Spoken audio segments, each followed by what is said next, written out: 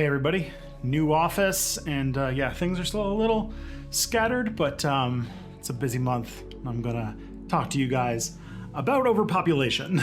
In my most recent update video, I announced that I'm having a kid in January, and most of you have been absolutely wonderful. The outpouring of support has been truly inspiring. I did get a few comments, though, that had concerns about my choices in life, and the decision to have a kid was apparently a evil and selfish one because there's almost 8 billion people on this planet. We're overpopulated as it is, and adding another human to the mix is just irresponsible. There's resource depletion, there's climate change, and all those things. I decided to make this month's video a response to that claim. We're going to talk about overpopulation.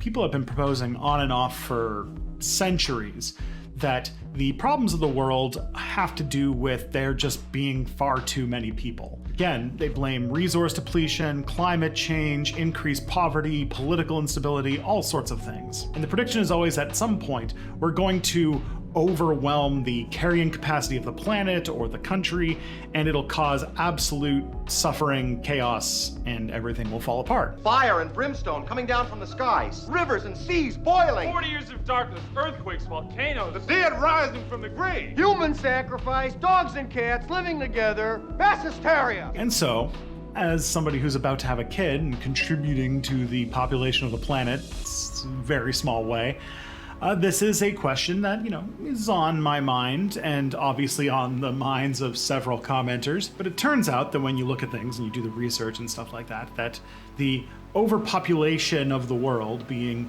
the argument for why all these bad things are happening, or that it's the cause of all these bad things, is not the slam dunk diagnosis that you'd think it is. It's not only incorrect, but it has some troubling assumptions behind it.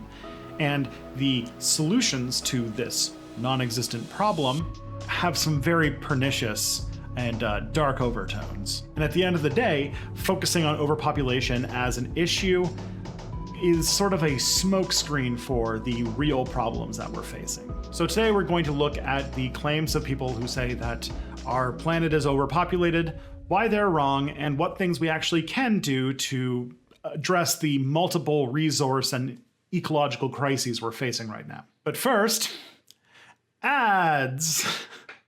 Hey everybody, it's time for the commercial, and I gotta say, I'm very excited to come back once again to rep this video sponsor, Skillshare. Skillshare is the learning community where millions come together to work on new skills. And oh boy, am I learning some new skills right now. People come to Skillshare to learn all sorts of stuff: illustration, design, film, photography, and freelancing. And those last three I really want to get into today. For less than $10 a month, you can learn about any skill you really want on the platform. And one of the classes that I've been taking that's helping out quite a bit is a class on color grading by Jordy Vanderput. I'm also right now taking his class on film, and I actually have, through developing these skills, built the confidence to take on like a real freelancing job. I'm actually like next week going and doing like a real contract for like a real client. And that's wild. That's not a thing I would have had the confidence to do before as just somebody who talks to a camera on YouTube. And it's because of these Skillshare courses that I really feel like I've got at least the basics enough down that I can take care of a real paying job. And that's wild. I'm like actually getting good at the professional tools of my job. Isn't that something? So if you want to build a new skill and move into a new phase of your career, I actually have a little treat for you. If you click on the description or in the pinned comment, the first 1,000 people who click through to that will get 1 free month of Skillshare's premium service. What more can I say than check it out? There's real tangible value in there. So thank you, Skillshare, for sponsoring this video. Hi, I'm Tristan. This is Step Back. See the little thingy right there? If there's one thing that isn't overpopulated, it's my subscriber count. So make sure to subscribe and hit the bell notification and never miss another video. Just to show how far back complaining about there being too many people are, the first overpopulation argument for, the problems of the world is a anonymous writing from some very grumpy person in the 2nd century CE in the city of Carthage. But I think most of you would be familiar with Thomas Malthus, who was an economist in Britain in the 18th century. His main argument was that populations are increasing at an exponential rate, but that the food supply is increasing at a linear rate. Now, if you know anything about graphs and such, when the population hits the ceiling of the food, there's going to be issues of mass starvation and tons of death. And so what really needs to happen is some form of control over how many people are being born to flatten the curve, if you will. Otherwise, there's going to be a period of mass starvation and a lot of instability and danger. And Malthus was a reasonably popular writer. He had some detractors, but his policies were very popular, and we'll get into those in a second. A more recent popular argument for overpopulation came in a 1968 book called The Population Bomb. This book by Stanford University professor Paul Ehrlich was a huge bestseller. And most people who talk about overpopulation today are typically inspired by the population bomb. In the book, he predicted a lot of the same Malthusian arguments, but then included a bunch of new stuff that had to do with resource depletion and things like water and all that kind of stuff. Specifically, the main argument was that the population that the Earth could handle was one that could be comfortably taken care of with only renewable resources. And according to his analysis and his numbers, if we didn't take care of that, we would hit a wall sometime in the 1970s. And once we hit that, hundreds of millions of people would end up starving. There is, of course, a revised edition that was released in the 1970s that predicted that this would happen in the 1980s. So why did that not happen? Why did the Malthusian disaster not happen? Why did the population bomb never explode? Well, the big one that comes out is technology. The typical Malthusian argument is about the intersection of the population against the food supply.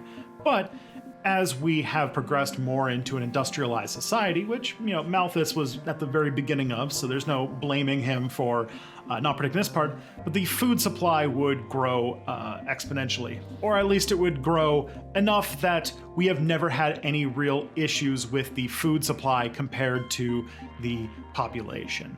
We came close, but then Norman Borlaug actually did a huge agricultural revolution that changed a lot. And so, ever since the population bomb specifically, the amount of hunger in the world has actually been going down, even with the population increasing. So is overpopulation a problem?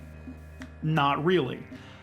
We've never seen in the historical record a society collapse due to overpopulation. And if you look at the links between famines, periods of there not being enough food, and the actual food supply, there's not really much of a link at all. Because here's the thing, the Earth is really big.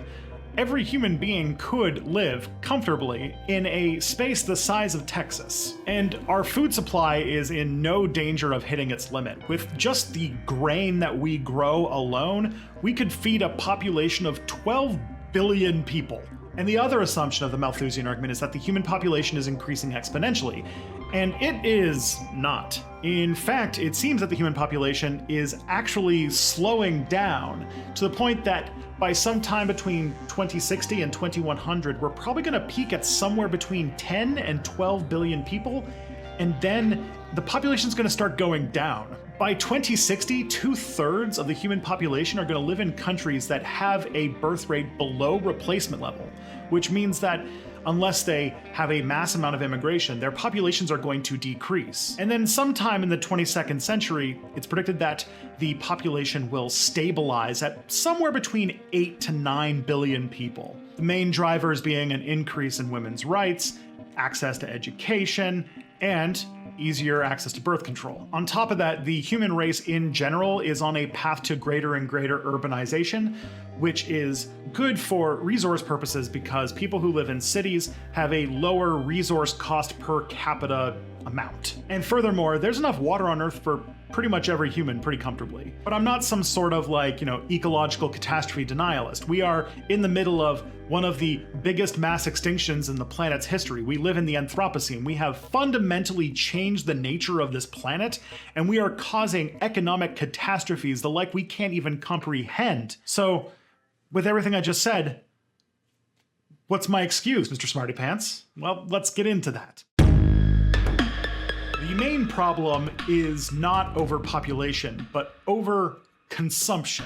That grain that could feed 12 billion people, i.e. about as much as, our population's expected to peak out at, is not feeding everybody because half of it gets used to grow livestock. We're also doing a lot of deforestation and invasion into natural spaces in order to create more farmland for more livestock. Furthermore, our fresh water is being abused by agricultural concerns and the desires of rich people. There are a lot of places where we are wasting tons of fresh water. I mean, Nestle alone is bottling huge amounts of Canada's natural freshwater resources, and we're just letting them do it. And when talking about climate change, overpopulation is also still not the problem. The people who are producing CO2 are not the people in countries with high birth rates. The wealthiest 20% of the human population produce like 80% of the world's CO2 emissions. The richest 7% produce half, and the poorest half of the world's population, the part with the highest birth rates, produce 7% of our global CO2 emissions. 7! So if it's not a problem, then why are people making this argument? What is so earwormy about the idea of overpopulation being the source of all of our problems? Well, it's about to get a little dark. The real solutions we're going to have to use to confront climate change and resource depletion have to do with attacking the ideology of endless growth, i.e., we're talking about capitalism again. We're currently using resources we don't need to give to people because the resources we currently have are not being distributed equally. We cling to extremely inefficient agricultural practices where we waste tons of precious water and just pure calories to feed animals to turn them into less efficient food that is more environmentally destructive. Or some of the food we grow is just turned into fuel. And this isn't even factoring into the discussion about how so much food just goes bad, like a quarter of food goes bad. And there are a lot of agricultural practices like supply management and such like that, which help preserve small farms, but at the same time also basically pay farmers to grow food and then toss it out. The United States has an entire cheese cave of unsold cheese. It's not a strategic supply, it's just so that cheese farmers can have a market and keep their things profitable even when nobody is going to be fed from the product. And it's all in a roundabout way to try to control prices without intervening in the free market. So yeah, capitalism is the problem, not overpopulation. Quelle surprise. And the powerful, in order to avoid having the conversation about capitalism, are scapegoating the smallest contributors to our resource depletion instead of, pointing the finger in the right direction. And the problem of scapegoating overpopulation is that it leads us to some very dark places. Because if you look at anybody seriously talking about overpopulation, it's not too long before you're essentially talking about xenophobia and anti-immigration. When right-wing Hindu nationalists talk about overpopulation in India, it's not so much a talk about resource depletion as it is a concern that Muslims specifically have a higher birth rate than Hindus. And in white majority countries, overpopulation talks have a tinge of anti-immigration, xenophobic aspects to them. This can range from everything from harsh border measures all the way to white supremacist white genocide theories. And at the end of the day, it all comes from a very old colonial type thinking about barbarians at the gates. And if that's not bad enough, overpopulation talk tends to get very fashy. Because if you've set up overpopulation as a problem, what are the things you propose to solve it? As soon as we start having the conversations about overpopulation, we start talking about who has the right to reproduce and who has the right to our resources. And a lot of the plans to curb the population of these groups involve forced sterilization. Oftentimes, this means not only attacks on people of color, but attacks on the elderly, on people who have disabilities, or on people who, for some reason or another, use public welfare systems. And all of a sudden, we're doing eugenics. If you remember Malthus, who I talked about earlier, his proposed solution was to not only make people have to be financially secure enough, rich, to have children, but at the same time proposed essentially removing any and all things to help the poor. Because doing anything to help the less fortunate was encouraging them to reproduce even more. And all of a sudden, our talk about environmentalism has become eco-fascism.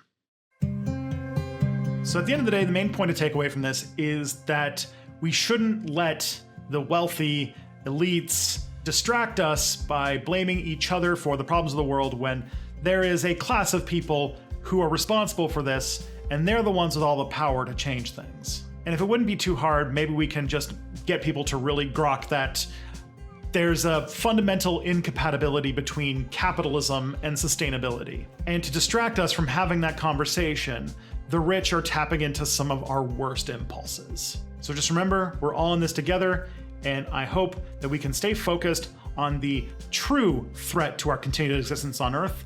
And believe me, it's not children in West Africa.